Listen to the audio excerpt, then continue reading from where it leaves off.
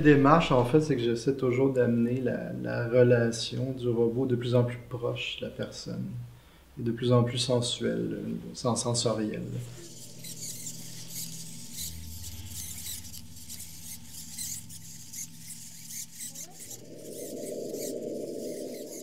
J'ai pas de formation scientifique robotique, c'est apprentissage sur le tas, du gros bon sens, essai-erreur. Donc, ce qui fait que ça reste quelque chose d'assez intuitif, là.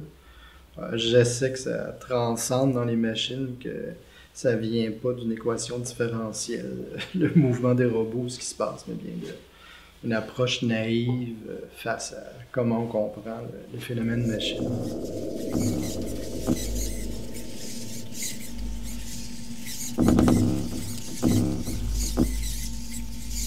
On accorde beaucoup de compétences par rapport à la définition du caractère de l'objet. Donc, si je dis que ce robot-là est aveugle, en fait, on part avec plein de bagages culturels qui sont des stéréotypes. Automatiquement, on crée une intention et une compétence à l'objet, que l'objet n'a pas. Via le caractère, la compétence qu'on donne de toucher, donc le toucher va être fragile, délicat, ça sera pas un truc qui va nous donner des baffes. On s'attend un peu à tout ça dans la définition du caractère. Si on n'avait pas ça, ça changerait un peu, là. Je dis pas que on a une différence extrême, il y a quand même, ça module assez la situation pour qu'on accepte de se faire toucher.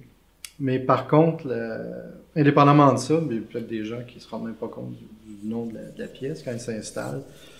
Là, c'est beaucoup plus une médiation entre l'objet et la personne. Fait que là, il y a une fraction de seconde qui est le premier touché, en fait, qui définit toute l'histoire. Fait que là, généralement, tout se passe quand l'objet pénètre la bulle. Surtout, il y a des moteurs, ça fait du bruit.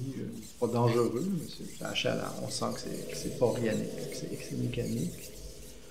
Mais après le premier toucher, on passe à un autre registre. On dit, OK, ça va, c'est délicat, ça me fait pas mal. Donc là, ça change tout. On verse de l'autre côté. C'est assez singulier, en fait. C'est entre un chien qui nous donne la patte et, et un bout de bâton qui nous touche, là.